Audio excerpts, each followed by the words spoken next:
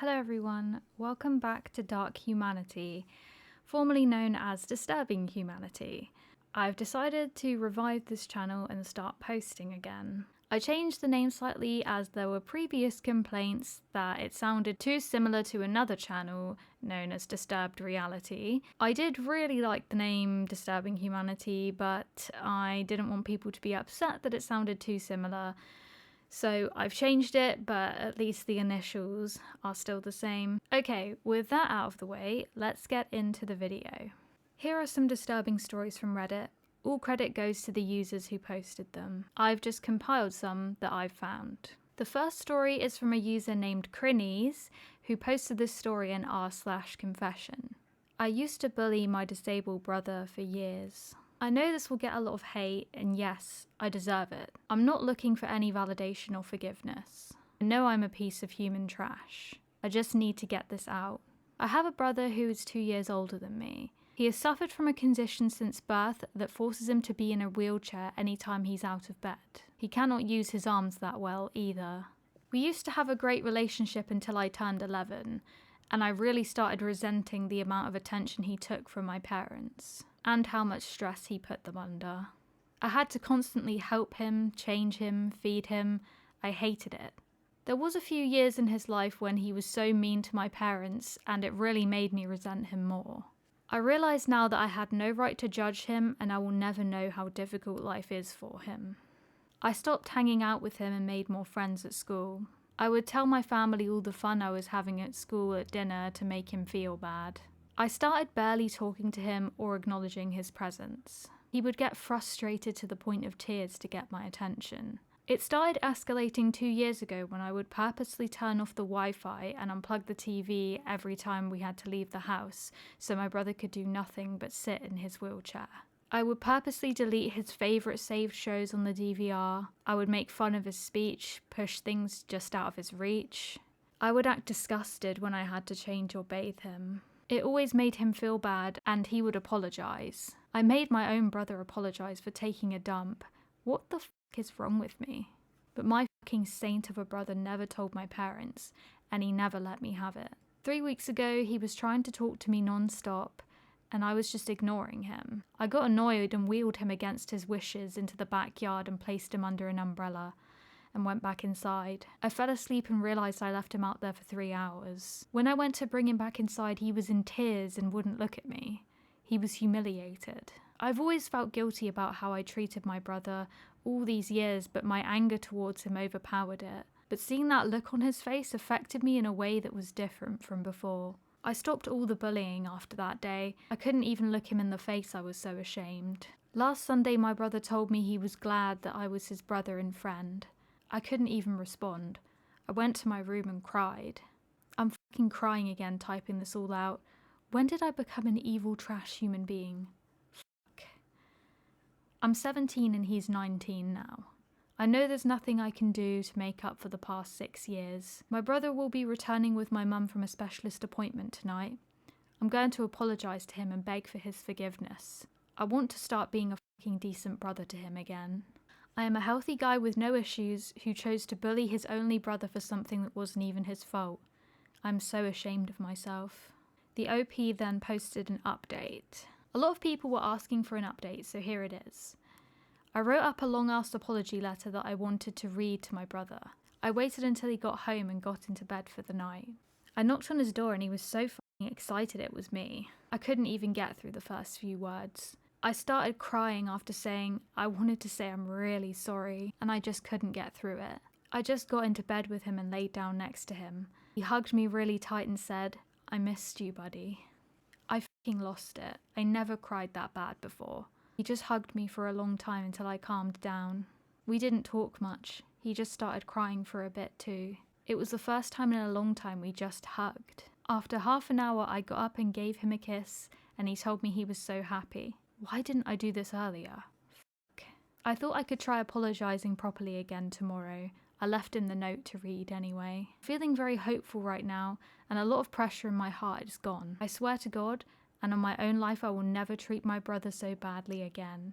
I've been working part-time for the past year, and I was saving some money so my brother and my mum could go on a trip to somewhere that he really wanted to go to. But I think I will take my brother myself instead when I turn 18. I also realised that I need to have a relationship with my brother where I'm not just taking care of him. It needs to be like a normal brother relationship, like going for movies and stuff. I'm going to take some time for me to fix the mess I created though.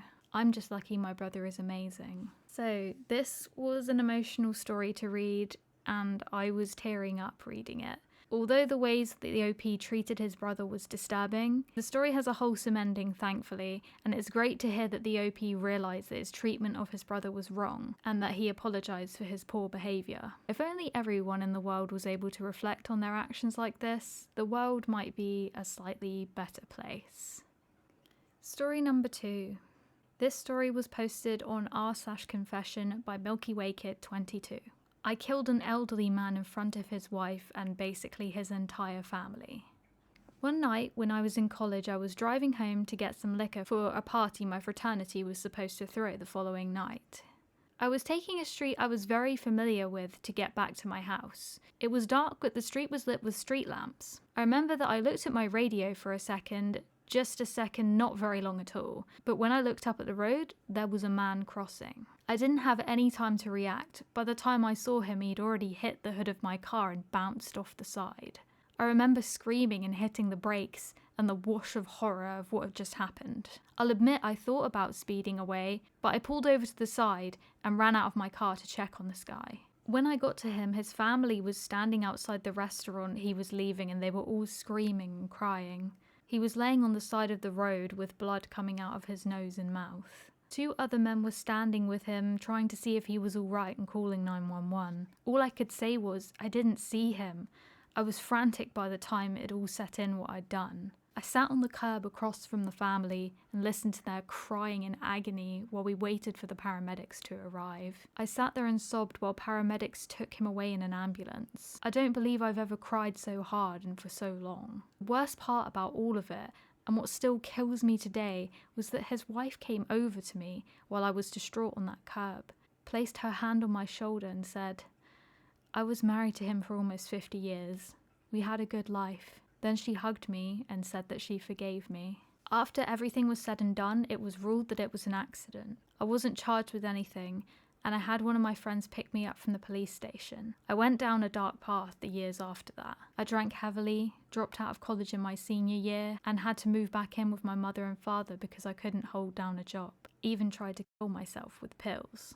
It was a hard road to recovery, which I feel like I'm not fully recovered from, nor do I feel I will ever be the same. But eventually I got my life back in order. Joined up with the Navy and saw a bit of the world, and now I'm on track to go back to college and finish what I started there. It took almost a decade, but I finally start to feel almost whole again. I'm back to hanging with my friends and actually going out, so maybe there is a light at the end of the tunnel. Now this one really makes you think, what would you do in that situation? We'd like to think that most people would stop and help the person that they've just hit, but sadly we know there are some people out there that wouldn't, and even the OP says that they considered driving away. It's hard to say what you would do if you were faced with this situation, but I think with anyone with a sense of a moral compass would stop. It also shows that a momentary loss of attention can be fatal, which shows how important it is to be aware when behind the wheel of a car. They really are killing machines, and I think sometimes we lose sight of how easy it is to seriously injure or take a life from carelessness. The silver lining of the story is that even though the wife witnessed somebody accidentally kill her husband, she was kind and selfless enough to reassure the OP and even forgive them, which would take away some of the guilt, but obviously not completely. Although OP did attempt suicide due to the inability to cope with what they had done, it is at least positive to hear that they have managed to now turn their life around after being on such a dark path. Now we come to the final story, and this is the longest story of the 3, so buckle up. I don't know how long this is going to take. This was posted by Iron Potato Man on r/entitled parents. How I started a revolution in my entitled family. All I wanted was my sisters. I posted part of this in r/am I the arsehole, as a recent conflict I will bring up later left me doubting myself, but due to so many people's interest, I've decided to elaborate my family's boundless entitlement here. I'm currently in custody of my two little sisters, Amy, who is 17, and Liza, who is 8.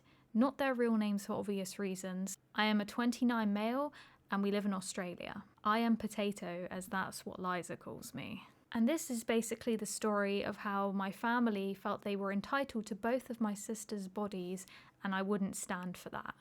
I would like to warn anyone who has faced abuse in the past, as parts of their story may trigger some people. And to anyone who has faced abuse in the past, I do feel deeply sorry for you. The main part of the story takes place about a year ago.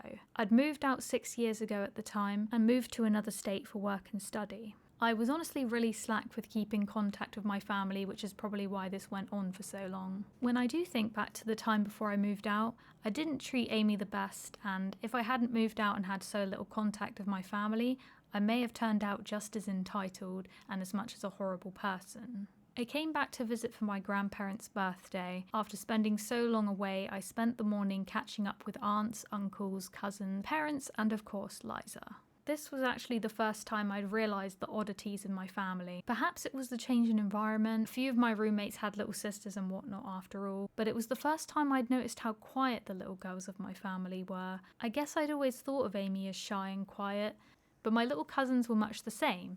Polite, shy, quiet, and obedient. Though at the time I brushed this off. After a few hours I realised Amy was nowhere to be seen all day. The party was at my parents' house, so this confused me.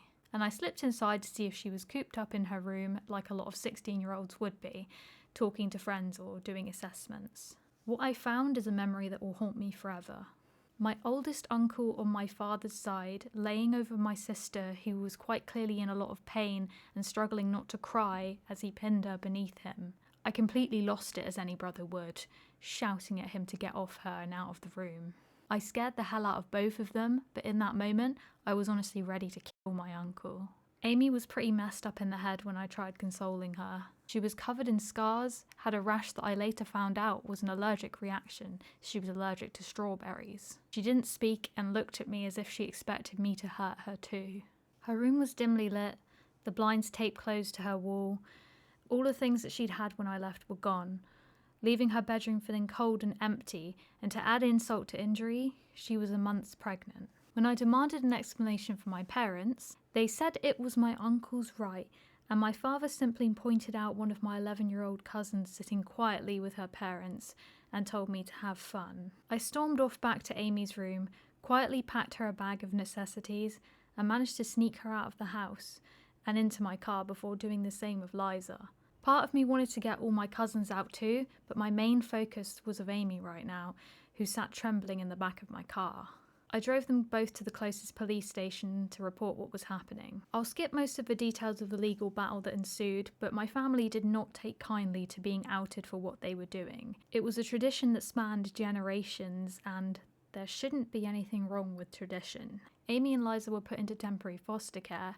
Amy was a wreck. To her, everyone could and would hurt her, and I got reports every few hours that she was having panic attacks. 3 of my uncles went to jail for a very long time.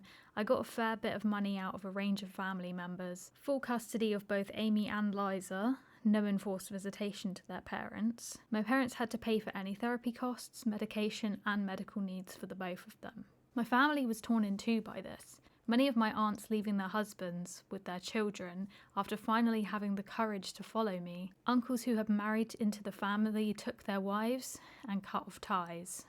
I still keep in contact with these members of the family, and I'm grateful for their support and glad that my cousins are safer now. Even some of the older guys who had been brought up thinking it was okay to treat women that way took themselves into counselling once they realised just how messed up it was.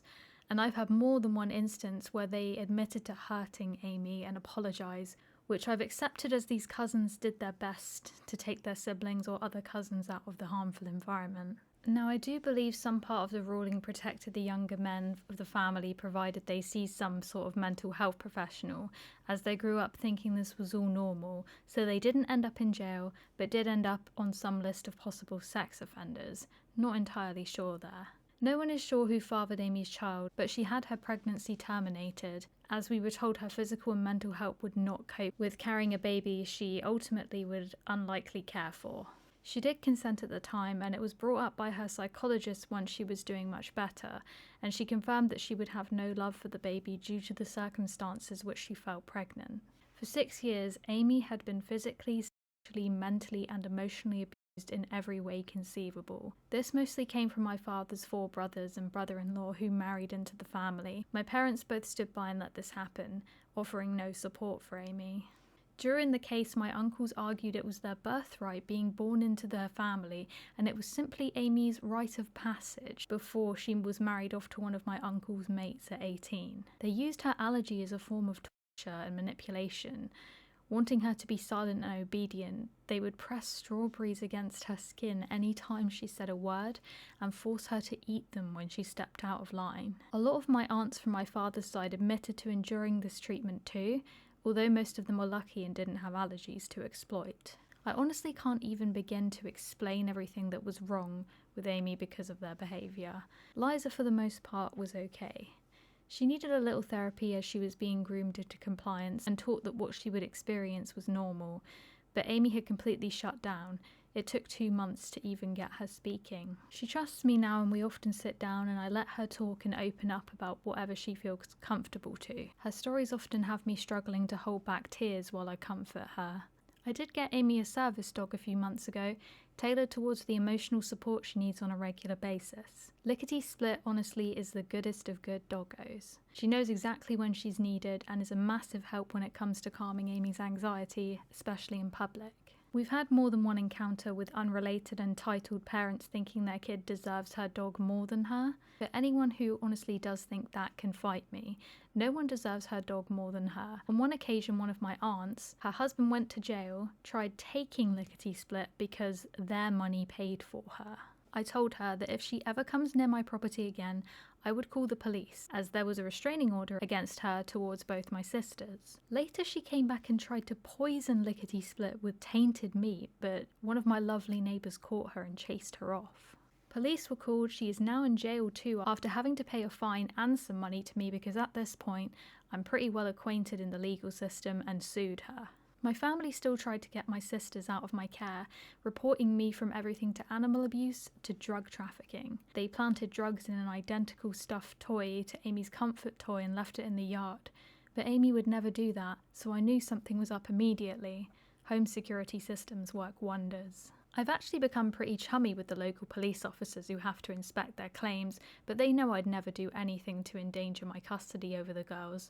They mean the world to me. I will admit though, I have done things to hurt my bond with them, yelling when stressed and throwing things from time to time, but I'm not perfect, and Amy has told me that although these moments do scare her, she doesn't feel endangered being near me when they do happen. I also spoil them a little when they do happen. Now the reason this ended up on Am I the Arsehole is because a few weeks ago my mother contacted me saying she wanted to talk.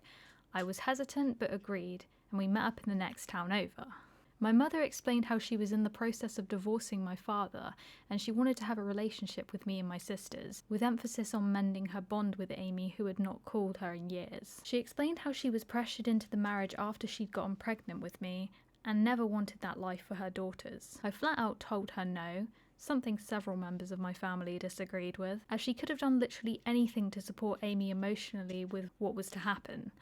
Done anything to make her feel better or more secure with what was happening to her, but instead she was shunned and isolated, except for when she needed to cook, clean, or provide some sort of service to my family, even going as far as to berate her when she did try to confide in my mum that she was in pain or scared. Amy was well past her breaking point when I took her and even had planned on killing herself less than a week after the visit. My mother argued that she had the same right as other members of my family who had left and had contact with my sisters, but I told her it was because they were doing it to protect their children and themselves. They didn't wait a year after losing custody to try and fight for them, and I really don't even need to give a reason. I have custody and she does not. Members of Am I the Arsehole convinced me that when Amy is in a better place and when Liza is older, I bring it up with them and leave the decision in their hands. I've been told Amy will be a dependent well after she turns 18. Her mind just doesn't function properly, so there is no risk of her mother getting into contact behind my back. And while Amy does have a phone and a computer, she doesn't have any social media, as she doesn't want any chance of her family trying to contact her, as they've threatened her with many forms of torture in the past. The story doesn't have a slam dunk ending. I have my sisters and they're in a safe environment where they'll get to grow up as kids. Amy is getting the help she needs and is slowly making her way out of the tower she built up to protect herself in the only way that she could. She knows there isn't a rush to come out. I'll work with her at the pace that she sets. She's still discovering her own interests, but quite just like reading a book with a form of fruity tea. She also has a small collection of stuffed animals, mostly Build-A-Bear, that she adores and takes with her everywhere. She's sensitive to texture, so the feeling is a comfort for her. And once a week, we sit down and try to find older bears she likes. We only have 3 Build-A-Bears on her wish list. And honestly, I've loved helping Amy discover herself. She lost a lot of her ability to think and feel for herself during this time, and watching her find her favourite book genre or her favourite types of music is a great feeling. Knowing how far she's come, and I live for the days that she actually manages to smile. This was a harrowing story, but again, it's nice to know that there's a silver lining to it. The courage and strength of OP is really remarkable, and sadly these things are more common than you might think. Okay, we've come to the end of the video. Please like and subscribe if you found this interesting, and let me know if you want more content like this. My next project I'll be working on is about disturbing subreddits, so stay tuned for that. Hello. So it's editing Jess here. Scary, I know.